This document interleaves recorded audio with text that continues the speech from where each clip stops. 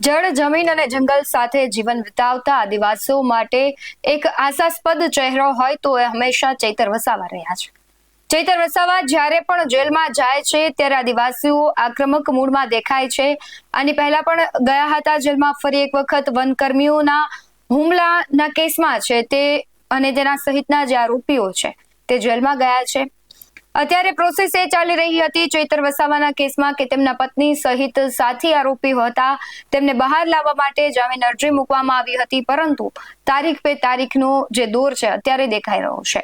પરંતુ શું સવાલ એ થઈ રહ્યો છે કે ચૈતર વસાવા બહાર આવશે, તેમના પત્ની અને ખેડૂતો છે એ ક્યારે બહાર આવશે, અને જો બહાર નહીં આવે તો પછી આદિવાસીઓ કયા મૂડમાં દેખાઈ રહ્યા છે.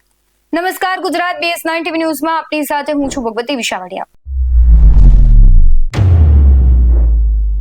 છેલ્લા કેટલાય સમયથી આદિવાસી માટે લડતા ચૈતર વસાવા છે એક બાદ એક તેમની મુશ્કેલીમાં વધારો થઈ રહ્યો છે. અને પહેલા પણ આપણે જોયું કે ખૂબ લાંબા સમય સુધી ચૈતર વસાવા જેલમાં રહ્યા હતા. ત્યારબાદ ફરી એક વખત જૂના કેસમાં તેને જેલમાં જવું પડ્યું છે, અને સાથે જ તેમના પત્ની અને ખેડૂતો છે અને કહેવાય છે કે આદિવાસીઓ છે તેઓ જેલમાં ગયા છે. અને હવે એ સવાલ થઈ રહ્યો છે કે ચૈતર વસાવા ક્યારે બહાર આવશે. પરંતુ તાજેતરમાં આપણે જોયું કે એક બાદ એક તારીખો થઈ રહી છે. ગુજરાત હાઈકોર્ટમાં સુનાવણીની તારીખ પર તારીખ પડી રહી છે. આગામી 20 તારીખે ડેડિયાપાડામાં ખૂબ મહાન આક્રમકતા સાથે આમ આદમી પાર્ટી અને આદિવાસીઓ લડી લેવાના મૂડમાં દેખાઈ રહ્યા છે. 1 લાખથી વધારે લોકો એકત્રિત થશે.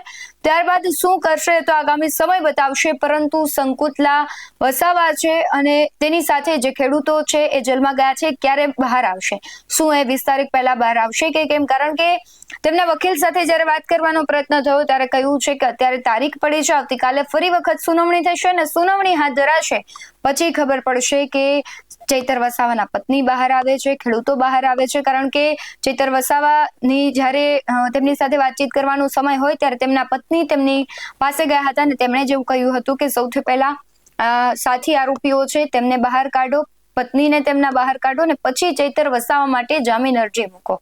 એટલે આ કેસ છે હવે દિવસે ને દિવસે ખૂબ લંબાઈ રહ્યો છે.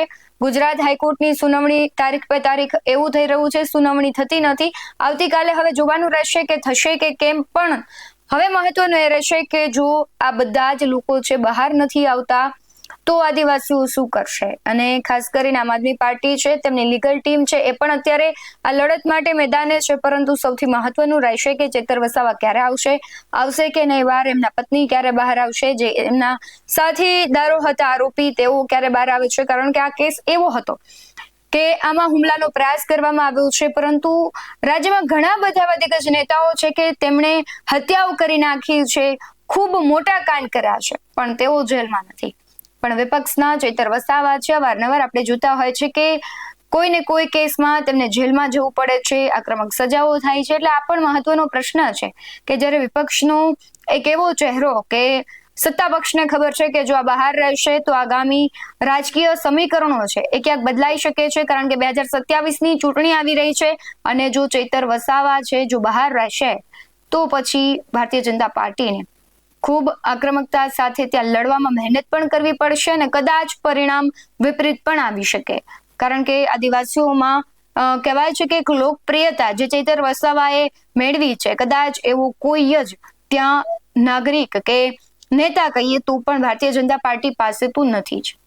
એટલે ભારતીય જનતા પાર્ટીને ક્યાંક એવો ડર છે કે જો ચૈતર વસાવા બહાર રહેશે તો તેમને હાર ભાળવી પડશે. ત્યાં તમારું શું માનવું છે કમેન્ટમાં જરૂરથી જણાવજો. બાકી આવા જ અહેવાલો સાથે ફરી મળતા રહીશું. તમે અમારી YouTube ચેનલને સબસ્ક્રાઇબ કરવાનું, અમને Facebook અને Instagram પર ફોલો કરવાનું ભૂલશો નહીં. બાકી અવનવી અપડેટ્સ મેળવવા માટે જોતા રહો BS9 TV ન્યૂઝ. નમસ્કાર.